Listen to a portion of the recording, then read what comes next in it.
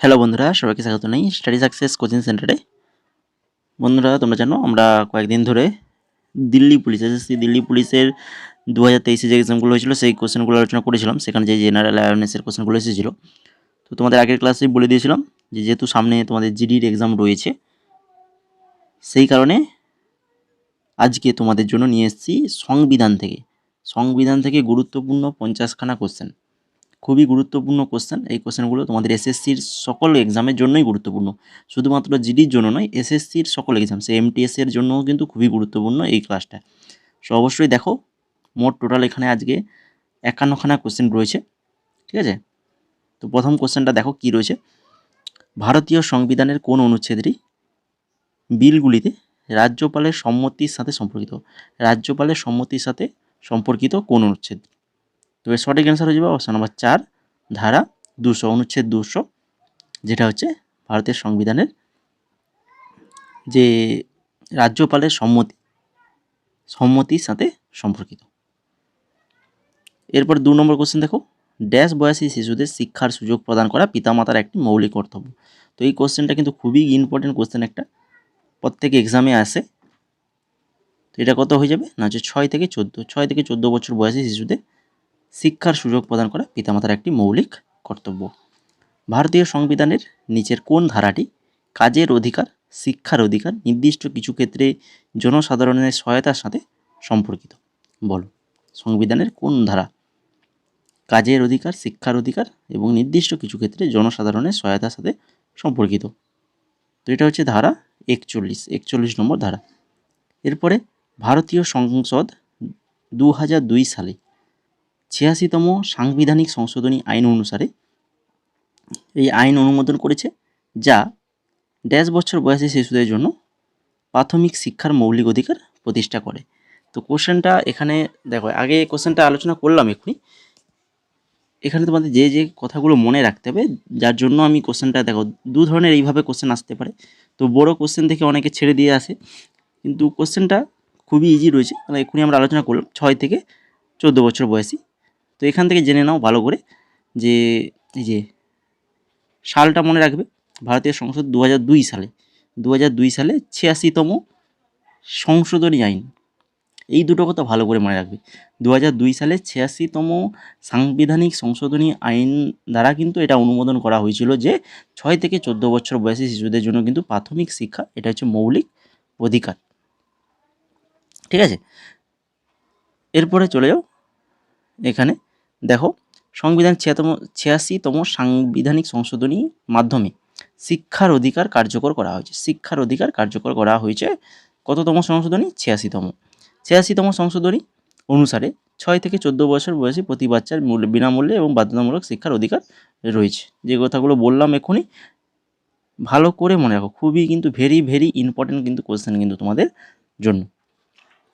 এবার দেখো 5 নম্বর কোশ্চেন, 42তম সংশোধনী আইন প্রস্তাবনায় নিচের কোন শব্দটি যুক্ত করা হয়েছে?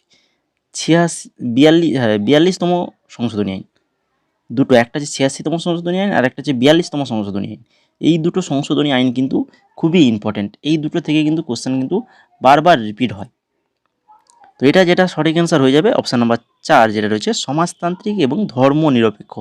এবং সেই সঙ্গে মনে রাখবে এই 1976 সালে 42তম সাংবিধানিক সংশোধনী আইন প্রস্তাবনা যোগ করা হয়েছে সমাজতান্ত্রিক, সততা এবং ধর্মনিরপেক্ষ, তিনটে শব্দ যুক্ত করা হয়েছে। এই তিনটে শব্দ ভালো করে মনে রাখো। এরপরে দেখো 6 নম্বরে, ভারতীয় সংবিধানের কোন অনুচ্ছেদে বলা হয়েছে যে ভারতের কোনো নাগরিক কোনো বিদেশি রাষ্ট্রের কাছ থেকে কোনো উপাধি গ্রহণ করবে না? ভারতের কোনো নাগরিক কোনো বিদেশি রাষ্ট্রের কাছ থেকে কোনো উপাধি গ্রহণ করবে না, এটা ভারতীয় সংবিধানের কোন অনুচ্ছেদে বলা রয়েছে? এটা বলা রয়েছে ধারা 18(2), অনুচ্ছেদ 18(2)তে বলা রয়েছে। ভারতের সংবিধানের কোন অনুচ্ছেদ হাইকোর্টকে রিট জারি করার ক্ষমতা দেয়? হাইকোর্টকে রিট জারি করার ক্ষমতা দেয়। এই কোশ্চেনগুলো তোমরা এমটিএসে দেখেছো, এই ধরনের কোশ্চেনগুলো কিন্তু আসে। এটা জিডিতে আসে, দিল্লি পুলিশের ক্ষেত্রে আসে, এবং সমস্ত এক্সামের জন্য কিন্তু আসে। সে পিএসসির ক্ষেত্রে বলো, আমাদের ওয়েস্ট বেঙ্গল যে পাবলিক সার্ভিস কমিশনের এই ধরনের কোশ্চেনগুলো কিন্তু আসে। তো এটা হয়ে যাবে ধারা 226। এখান থেকে মনে রাখো সংবিধানের 32তম অনুচ্ছেদ ভারতের সুপ্রিম কোর্টকে রিট জারি করার ক্ষমতা দেয়। 32, 226 হচ্ছে হাইকোর্ট আর 32 হচ্ছে সুপ্রিম কোর্ট। অনুচ্ছেদ 231, 2 বা ততোধিক রাজ্যের জন্য একটি সাধারণ হাইকোর্ট প্রতিষ্ঠার বিধান রয়েছে। আর অনুচ্ছেদ 230, উচ্চ আদালতের এখতিয়ার কেন্দ্রশাসিত অঞ্চলের সম্প্রসারণের বিধান প্রদান করা। এরপরে 8 নম্বর, নিম্নলিখিত কোন দেশ থেকে ভারত সংবিধানে সংশোধনী পদ্ধতি গ্রহণ করেছে? সংবিধানের যে সংশোধনী পদ্ধতিগুলো আমাদের যে 42তম 86তম যে সাংবিধানিক সংশোধনী যে পদ্ধতি, তো এই পদ্ধতিটা কোন দেশ থেকে গ্রহণ করেছে ভারত? এটা করেছে দক্ষিণ আফ্রিকা থেকে। কাদের থেকে? দক্ষিণ আফ্রিকা থেকে গ্রহণ করেছে। এরপর দেখো 9 নম্বরে, ভারতীয় সংবিধানের নিচের কোন অনুচ্ছেদটি কাজের ন্যায্য ও মানবিক শর্ত এবং মাতৃত্বকালীন ত্রাণের বিধান এর সাথে সম্পর্কিত? কোন অনুচ্ছেদ কাজের ন্যায্য ও মানবিক শর্ত এবং মাতৃকালীন ত্রাণের বিধান সাথে সম্পর্কিত? এটা হচ্ছে ধারা 42, অনুচ্ছেদ 42। কোন সাংবিধানিক সংশোধনী আইনের অধীনে ধর্মনিরপেক্ষ শব্দটি প্রস্তাবনায় যোগ করা হয়েছে? এক্ষুনি একটু আগেই আলোচনা করলাম, তাহলে কোশ্চেনটা এভাবেও আসতে পারে। তিনটে যে শব্দ বললাম এক্ষুনি, সমাজতান্ত্রিক, সততা, ধর্মনিরপেক্ষ বললাম না, তো তিনটে শব্দের মধ্যে যে কোনো একটা শব্দ তুলে দিতে পারে, যেমন এটা দিয়েছে ধর্মনিরপেক্ষ, তাহলে এটা কত? 42তম সাংবিধানিক সংশোধনী আইন, তাই কি না? তো এইভাবে কোশ্চেনগুলো আসবে। তো আমি কী ধরনের আসতে পারে না আসতে পারে সব ধরনের কিন্তু আমি এখানে দেওয়ার তোমাদের চেষ্টা করেছি, ঠিক আছে? আর এগুলো কিন্তু প্রত্যেকটাই প্রিভিয়াস ইয়ারের, প্রত্যেকটা কোশ্চেনই প্রিভিয়াস ইয়ার এসএসসির আগের এক্সামগুলোতে এসছে, তো সেই কোশ্চেনগুলোই এখানে নিয়ে এসেছি তোমাদের জন্য। এবার দেখো 11 নম্বর কোশ্চেন। 11 নম্বরে কী রয়েছে? হচ্ছে ভারতের সংবিধানের কোন অনুচ্ছেদের অধীনে হাইকোর্টের রিট জারি করার ক্ষমতা রয়েছে?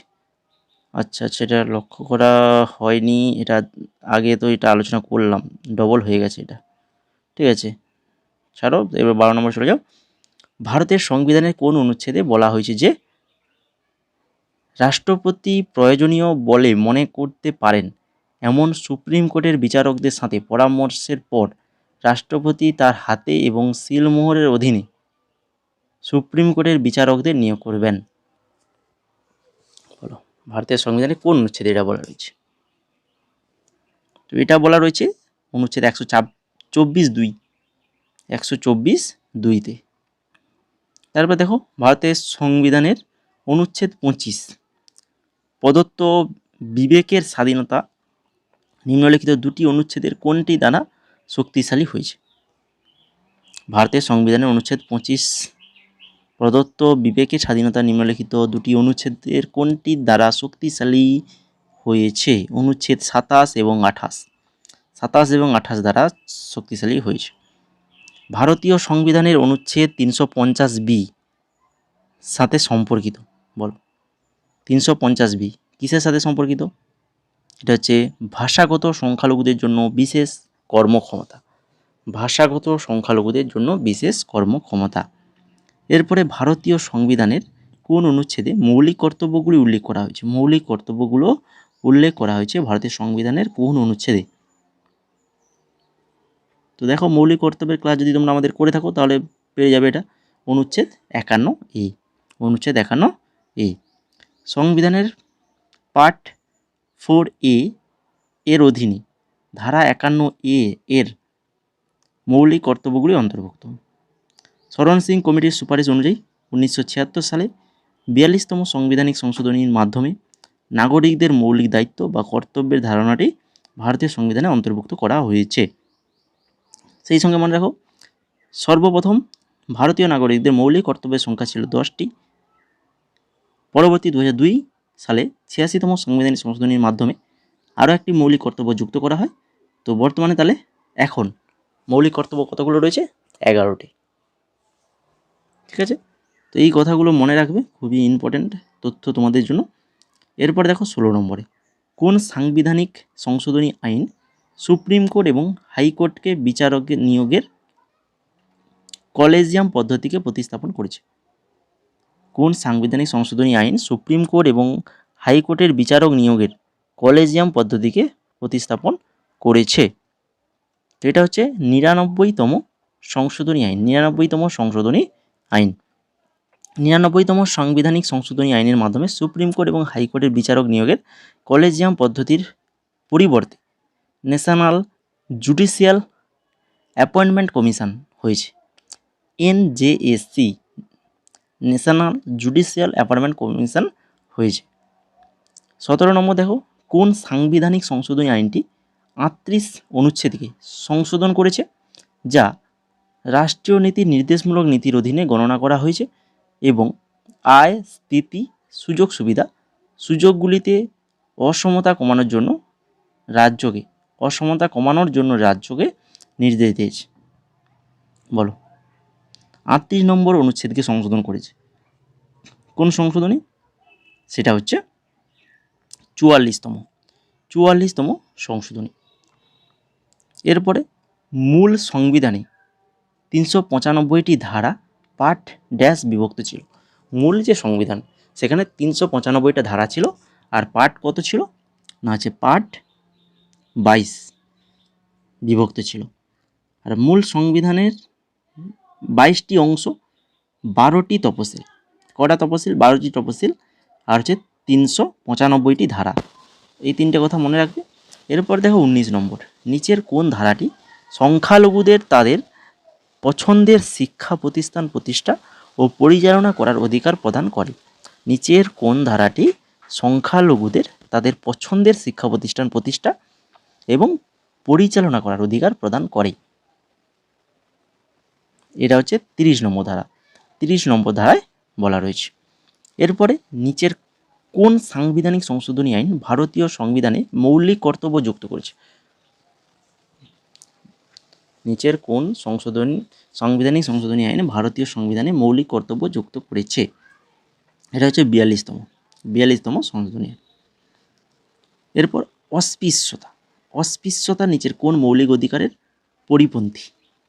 অস্পৃশ্যতা কোন মৌলিক অধিকারের পরিপন্থী? সমতার অধিকারের পরিপন্থী। কোন কমিটি কর প্রদান করার নাগরিকদের একটি মৌলিক কর্তব্য হওয়ার পরামর্শ দিয়েছে? কোন কমিটি কর প্রদান করা নাগরিকদের একটি মৌলিক কর্তব্য হওয়ার পরামর্শ দিয়েছে? এটা হচ্ছে শরণ সিং কমিটির সুপারিশে ভারতের সংবিধানে 10টি মৌলিক দায়িত্ব যুক্ত করা হয়েছে। 11তম মৌলিক কর্তব্যটি 2002 সালে 86তম সাংবিধানিক সংশোধনীর মাধ্যমে যুক্ত করা হয়েছে। আর হচ্ছে ধারা 51A ভারতের সংবিধানে মৌলিক কর্তব্যগুলির সাথে সম্পর্কিত। এগুলো আলোচনা করে এসেছি, আর একবার রিপিট করে দিলাম। এবার দেখো 23 নম্বরে, নিম্নলিখিত সংবিধান সংশোধনী আইনগুলির মধ্যে কোনটি ভারতীয় সংবিধানে একাদশ মৌলিক কর্তব্য সংযোজনের সাথে সম্পর্কিত? একাদশ মৌলিক কর্তব্য সংযোজনের সাথে সম্পর্কিত 86তম সাংবিধানিক সংশোধনী আইন, তাই না? তারপরে 2011 সালের 97তম সাংবিধানিক সংশোধনী আইন ড্যাশের সাথে সম্পর্কিত রাষ্ট্রীয় নীতির একটি নতুন নির্দেশমূলক নীতি যোগ করেছে। 2011 সালের 97তম সাংবিধানিক সংশোধনী আইন, সেটা হচ্ছে কি সমবায় সমিতির সাথে সম্পর্কিত রাষ্ট্রীয় নীতির একটি নতুন নির্দেশমূলক নীতি যোগ করেছে। অনুচ্ছেদ 166 অনুসারে একটি রাজ্য সরকারের সমস্ত নির্বাহী কর্মকার কার নামে প্রকাশ করা হবে? একটি রাজ্য সরকারের সমস্ত নির্বাহী কর্ম কার নামে প্রকাশ করা হবে? না হচ্ছে এটা হবে রাজ্যপালের নামে। তাহলে এই কোশ্চেনটাই আবারও এভাবে আসতে পারে যে একটি রাজ্য সরকারের সমস্ত নির্বাহী কর্ম রাজ্যপালের নামে প্রকাশ করা হবে। এটি সংবিধানের কোন অনুচ্ছেদে বলা রয়েছে? তাহলে কোন অনুচ্ছেদ? মনে রাখবে অনুচ্ছেদ 166। তো এইভাবেই মনে রাখতে হবে। এরপরে দেখো 26 নম্বর, নীতি প্রণয়ন এবং আইন প্রণয়নের সময় রাষ্ট্রের যে আদর্শকে মনে রাখা উচিত তা নিচের কোনটি নির্দেশ করে? নীতি প্রণয়ন এবং আইন প্রণয়নের সময় রাষ্ট্রের আদর্শকে মনে রাখা উচিত তা নিচের কোনটি নির্দেশ করে? রাষ্ট্রীয় নীতির নির্দেশমূলক নীতি। ভারতের সংবিধানের কোন অনুচ্ছেদে বলা হয়েছে যে রাষ্ট্রীয় নীতি নির্দেশমূলক নীতিগুলি দেশের শাসনের মৌলিক এবং আইন তৈরিতে এগুলি প্রয়োগ করা রাষ্ট্রের কর্তব্য হবে। বলো। এটা রয়েছে 37 নম্বর অনুচ্ছেদ। ভারতীয় সংবিধানের নিচের কোন ধারাটি গ্রাম পঞ্চায়েত সংগঠনের সাথে সম্পর্কিত? গ্রাম পঞ্চায়েত সংগঠনের সাথে সম্পর্কিত। ধারা 40। কোন অনুচ্ছেদ মন্ত্রী পরিষদকে রাষ্ট্রপতিকে সাহায্য ও পরামর্শ দেওয়ার অনুমতি দেয়? কোন অনুচ্ছেদ মন্ত্রী পরিষদকে রাষ্ট্রপতিকে সাহায্য এবং পরামর্শ দেওয়ার অনুমতি দেয়? অনুচ্ছেদ 74। অনুচ্ছেদ 74। রাষ্ট্রীয় নীতি নির্দেশমূলক নীতির 51 অনুচ্ছেদে নিচের কোনটি গণনা করা হয়েছে? রাষ্ট্রীয় নীতি নির্দেশমূলক নীতির 51 নম্বর অনুচ্ছেদ। এটা হচ্ছে আন্তর্জাতিক শান্তি ও নিরাপত্তা প্রচার। আন্তর্জাতিক শান্তি ও নিরাপত্তা প্রচার। এরপরে 31 নম্বর। তার আগে বলে দিই, এখনও যারা ক্লাসটা লাইক করোনি, ক্লাসগুলোর কোশ্চেনগুলো দেখেছো, খুবই স্ট্যান্ডার্ড কোশ্চেন, যে কোশ্চেনগুলো বারবার তোমাদের এক্সামে আসে, সেই কোশ্চেনগুলো নিয়ে এসেছি। যদি ক্লাসটা ভালো লেগে থাকে তো অবশ্যই দেরি করছো কেন, ক্লাসটা লাইক করে দাও। লাইক করছো না কেন? লাইকটা করে দাও, এবং সেই সঙ্গে যদি নতুন হয়ে থাকো অবশ্যই চ্যানেলটাকে সাবস্ক্রাইব করে বেল আইকনে ক্লিক করে রাখবে, ঠিক আছে? আর অবশ্যই আমাদের টেলিগ্রাম চ্যানেলে, যারা এখনও টেলিগ্রামে যুক্ত হয়নি, টেলিগ্রামে যুক্ত হয়ে যাও। যুক্ত হয়ে গেলে কিন্তু আমি এই ক্লাসের পিডিএফটা তোমাদের টেলিগ্রামে দিয়ে দেবো, ঠিক আছে? দেখো 31 নম্বর কী রয়েছে। নিচের কোন ধারাটি ভারতীয় সংবিধানের সংশোধনের সাথে সম্পর্কিত? ভারতীয় সংবিধানের সংশোধনের সাথে সম্পর্কিত কোন ধারা? ধারা 368। তারপরে ভারতীয় সংবিধানের কোন অনুচ্ছেদটি সমবায় সমিতি প্রচারের সাথে সম্পর্কিত? সমবায় সমিতি প্রচারের সাথে সম্পর্কিত। ধারা 43B। ধারা 43B। নিম্নলিখিতগুলির মধ্যে কে রাজ্যগুলির সাথে আলোচনার জন্য গঠিত সাংবিধানিক রাজ্য কমিটির প্রধান ছিলেন? তিনি হচ্ছেন জওহরলাল নেহেরু। জওহরলাল নেহেরু। ভারতীয় সংবিধানের কোন অনুচ্ছেদে ভোটার তালিকার তত্ত্বাবধান, নির্দেশনা ও নিয়ন্ত্রণ এবং ভারতের নির্বাচন পরিচালনার জন্য একটি স্বাধীন নির্বাচন কমিশনের ব্যবস্থা করা হয়েছে? তোমরা জানো যে ভোট কিন্তু পরিচালনা করেন কে? নির্বাচন কমিশন। নির্বাচন কমিশন কিন্তু ভোট কিন্তু পরিচালনা করেন। তো ভারতের সংবিধানে কোন অনুচ্ছেদে, বলো কোন অনুচ্ছেদে এটা রয়েছে? অনুচ্ছেদ 324। অনুচ্ছেদ 324। এরপরে দেখো 35 নম্বর। ভারতীয় সংবিধানের 19 অর্থাৎ 19 খণ্ডের সাথে সম্পর্কিত কোনটা? পার্ট 19 বিবিধ। ভারতীয় সংবিধানের নিচের কোন অংশটি রাষ্ট্রীয় নীতি নির্দেশমূলক নীতির সাথে সম্পর্কিত? কোন অংশ, কোন পার্ট রাষ্ট্রীয় নীতি নির্দেশমূলক নীতির সাথে সম্পর্কিত? পার্ট 4। পার্ট 4। ভারতীয় সংবিধানের 32 নম্বর অনুচ্ছেদের অধীনে কয়টি রিট নিশ্চিত করা হয়েছে? ভারতীয় সংবিধানের 32 নম্বর অনুচ্ছেদের অধীনে 5টি রিট নিশ্চিত করা হয়েছে। 5টা রিট কী কী? না হচ্ছে হেভিয়াস কর্পাস, কো ওয়ারেন্টো, ম্যান্ডামাস, সার্টিওয়ারি আর হচ্ছে প্রহিবিশন। সংবিধানের 42তম সংশোধনীতে কয়টি মৌলিক দায়িত্ব গণনা করা হয়েছে? মৌলিক দায়িত্ব বা মৌলিক কর্তব্য 42তম সংশোধনীতে। 42তম সংশোধনীতে কিন্তু ছিল কিন্তু 10টি, প্রথমে কিন্তু তখন 10টি ছিল, তারপরে আর একটা যোগ হয়েছে 2002 সালে, তখন গিয়ে 11টা হয়েছে। এরপর দেখো ভারতের সংবিধানের 7ম তফসিলে ড্যাশ তালিকায় রাজ্য আইনসভার সমসাময়িক ক্ষমতা রয়েছে? কত নম্বর তালিকায়? তালিকা 3 নম্বর তালিকায়। নিচের কোন ধারায় উল্লেখ করা হয়েছে যে রাজ্য ভারতের ভূখণ্ডের মধ্যে আইনের সামনে কোনো ব্যক্তির সমতা বা আইনের সমান সুরক্ষা অস্বীকার করবে না? ধারা 14। ধারা 14তে বলা রয়েছে। ভারতের সংবিধানের নিচের কোন ধারায় রাজ্যের নির্বাহী ক্ষমতার সীমা উল্লেখ করা হয়েছে? নির্বাহী ক্ষমতার সীমা উল্লেখ করা হয়েছে ধারা 162তে। সংবিধানের ভারতের রাষ্ট্রপতি নির্বাচনের পদ্ধতি ড্যাশের সংবিধান থেকে নেওয়া হয়েছে? যে রাষ্ট্রপতি নির্বাচন যে হয় আমাদের, তো এই নির্বাচন পদ্ধতি আমাদের ভারতে, তো এটা কোন দেশের সংবিধান থেকে নেওয়া হয়েছে? তো এটা নেওয়া হয়েছে আয়ারল্যান্ড থেকে নেওয়া হয়েছে। ভারতীয় সংবিধানের কোন ধারায় উল্লেখ করা হয়েছে যে মৌলিক অধিকারের সাথে অসঙ্গতিপূর্ণ বা অবমাননাকারী আইনগুলি বাতিল হবে? ধারা 13তে বলা হয়েছে। কোন সালে শিক্ষার অধিকার অর্থাৎ RTE right two education act, সেই RTE আইন কার্যকর করা হয়েছিল? কোন সালে? তো এটা করা হয়েছিল 2010 সালে। নিচের কোন ধারাটি নির্দেশমূলক নীতিগুলিকে দেশের শাসনের মৌলিক হিসেবে অন্তর্ভুক্ত করে এবং রাষ্ট্রকে আইন তৈরির একটি নীতিগুলি প্রয়োগ করতে বলে? ধারা 37 বলা হয়েছে। ভারতীয় সংবিধানের রাষ্ট্রীয় নীতির নিচের কোন নির্দেশিক নীতি সমাজতান্ত্রিক নীতির অধীনে পড়ে? সমাজতান্ত্রিক নীতির অধীনে পড়ে কোনটি? পুরুষ ও মহিলাদের জন্য সমান কাজের জন্য সমান বেতন, সমান কাজের জন্য সমান বেতন। ভারতীয় সংবিধানের কোন অনুচ্ছেদে রাজ্যপালের অধ্যাদেশ প্রণয়নের ক্ষমতা সম্পর্কে বলা হয়েছে? রাজ্যপালের অধ্যাদেশ অনুচ্ছেদ 213। ভারতীয় নাগরিকদের মৌলিক অধিকারের সম্পর্কিত নিম্নলিখিত বিবৃতিগুলির মধ্যে কোনটি সঠিক? মৌলিক অধিকার, দেখো বিবৃতি 4টা বিবৃতি দেওয়া রয়েছে। প্রথমটা দেখো, কিছু মৌলিক অধিকার রাষ্ট্রের স্বেচ্ছাচারী পদক্ষেপ বিরুদ্ধে উপলব্ধ করা ব্যক্তিদের বিরুদ্ধে উপলব্ধ। মৌলিক অধিকার নিরঙ্কুশ নয় কিন্তু যোগ্য।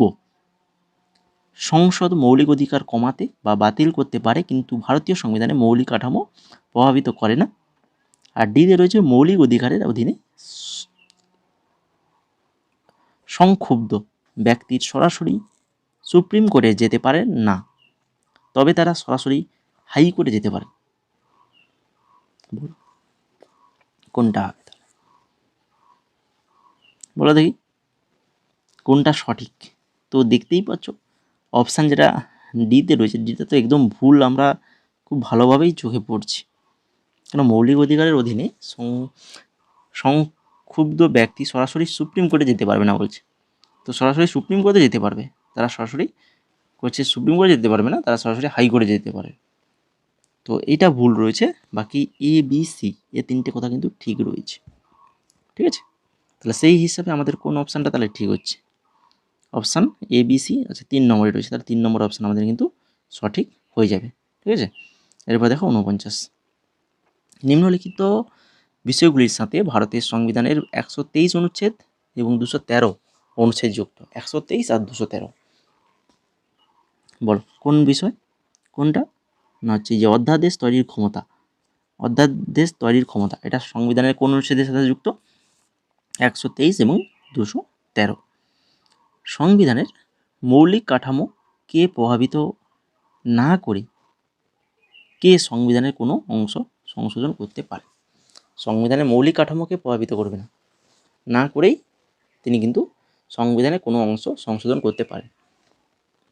তিনি হচ্ছেন সংসদ, সেটা একমাত্র পারে কি? সংসদই করতে পারে।